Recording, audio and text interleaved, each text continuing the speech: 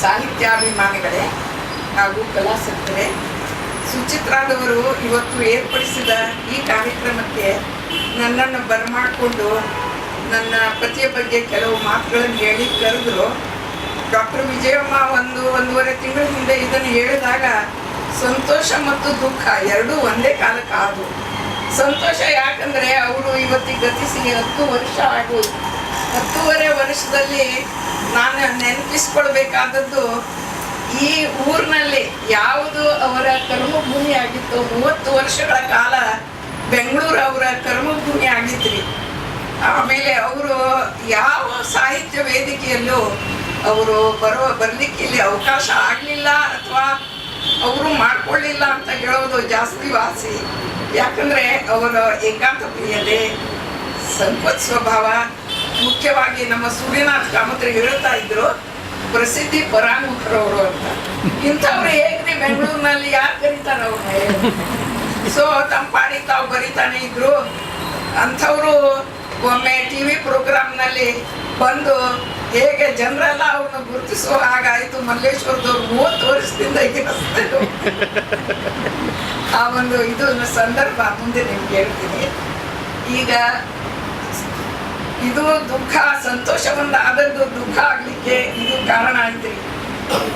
ಏನಂದ್ರೆ ವಿಜಯಮ್ಮನವ್ರು ನನ್ನನ್ನು ಯಾಕೆ ಕರೆದ್ರು ಇದ್ರ ಕಾಮತ್ರ ಬಗ್ಗೆ ಕಲೀಲಿಕ್ಕೆ, ಮಾತಾಡ್ಲಿಕ್ಕೆ ಅಂತ.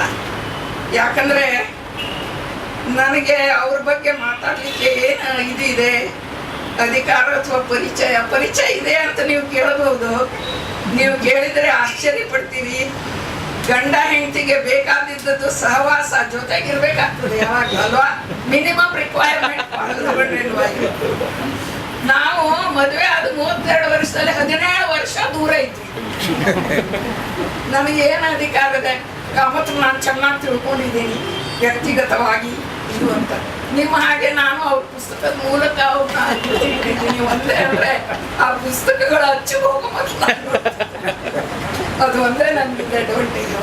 ಹೀಗಾಗಿ ಆ ಒಂದು ಲಾಭವನ್ನು ತಗೊಂಡು ನಾನು ನನ್ನವ್ರ ಬಗ್ಗೆ ಎಷ್ಟು ಗೊತ್ತಾಗ್ತದೋ ಅಷ್ಟು ನಿಮ್ಗೆ ಹೇಳ್ತೀನಿ. ಸುದೈವದಿಂದ ಚಂದ್ರು ಅವರು ಈಗಾಗಲೇ ಅವರ ವಿವರವಾದ ಪರಿಚಯ ಕೊಟ್ಟದ್ರಿಂದ ನಾನು ಬರ್ಕೊಂಡು ಬಂದಿದ್ದೆ. ಯಾಕಂದರೆ ತುಂಬ ಜನರಿಗೆ ಅವ್ರು ಯಾರು ಅಂತ ಗೊತ್ತಿರ್ಲಿಕ್ಕಿಲ್ಲ, ನೋಡಿ ತಿಳ್ಕೊಂಡಿರ್ಲಿಕ್ಕಿಲ್ಲ. ಕೆಲವು ನನ್ನ ಆತ್ಮೀಯ ಸ್ನೇಹಿತರನ್ನು ಬಿಟ್ಟರೆ ಉಳಿದವ್ರು ಅವ್ರು ನೋಡಿಲ್ಲ. ಹೀಗಾಗಿ ಅದನ್ನು ಬರ್ಕೊಂಡು ಬಂದಿದ್ದೆ. ಅದನ್ನು ಬಿಡ್ಲಿಕ್ಕೆ ನಮ್ಗೆ ಅನುಕೂಲ ಆಯಿತು. ಈ ಕಾಮತರು ಏಕಾಂತ ಪ್ರಿಯರು ಮತ್ತು ಜನರನ್ನ ಜೊತೆಗೆ ಅವ್ರು ಮಿಕ್ಸ್ ಆಗ್ತಿರ್ಲಿಲ್ಲ ಅಂತ ಹೇಳಿದ್ನಲ್ಲ. 2 ಸಾರ್ವಜನಿಕ ಕಾರ್ಯಕ್ರಮಗಳನ್ನು ಅವರು ಅಟೆಂಡ್ ಮಾಡ್ಯಾರ. ಒಂದು ಗೌರೀಶ್ ಕಾಯ್ಕಿಣಿ ಪುರಸ್ಕಾರ ಅವರಿಗೆ ಕೊಟ್ಟರು, ಹೋಗದೆ ನಿರ್ವಾಹಿರಲಿಲ್ಲ, ಹೋದ್ರು. 2ನೇದು ಇದು ರೀ, ಏನಂದ್ರೆ ಉತ್ತರ ಕನ್ನಡ ಜಿಲ್ಲಾ ಸಾಹಿತ್ಯ ಸಮ್ಮೇಳನದ ಅಧ್ಯಕ್ಷರು. ಅದು ಸರ್ವಾನುಮತದಿಂದ ಆಯ್ಕೆ ಆದರು. ತನ್ನ ಬದಲಾಗಿ ಯಾರಿಗೆ ಕಳಿಸ್ತಾರೆ ಅವರು? ಅದಕ್ಕೊಂದು ಓದದ್ದು ಅವರು. 2 ಸಾರ್ವಜನಿಕ ಕಾರ್ಯಕ್ರಮಗಳನ್ನು ಓದವರು.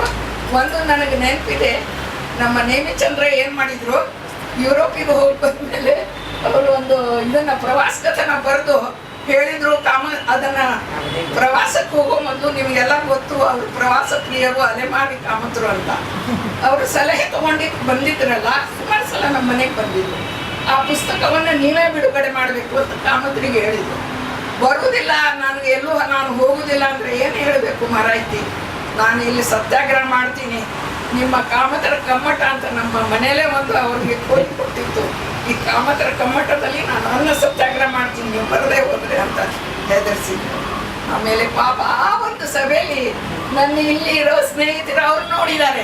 ಇಲ್ದಿದ್ರೆ ಅವ್ರು ಯಾರು ಎಂದು ಯಾರು ತೋರಿಸ್ಕೊತಾ ಇದ್ದೀನಿ.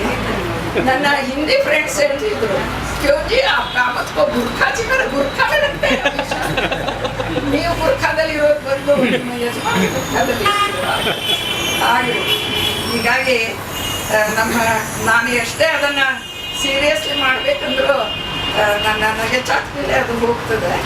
ಕಾಮತರು ಬಗ್ಗೆ ಸ್ವಲ್ಪ ಬೇಜಾರಾದದ್ದು. ಇವರು ಕರೆದ್ರು, ಮತ್ತು ಯಾಕೆ ನಾನು ಬರಬೇಕಾಯ್ತು ಅಂತ. ಅದಕ್ಕೆ ಎಷ್ಟು ನ್ಯಾಯ ಒದಗಿಸ್ತೀನೋ ಗೊತ್ತಿಲ್ಲ. ಈಗ ಅವ್ರು ಹೇಳಿದ್ರು, ಕಾಮತ್ ಕೊಬ್ಬರಿಲಿ ತಿಂಗಳಿಗೆ 45 ಲಕ್ಷ ರೀ, 4.5 ಮಿಲಿಯನ್ಸ್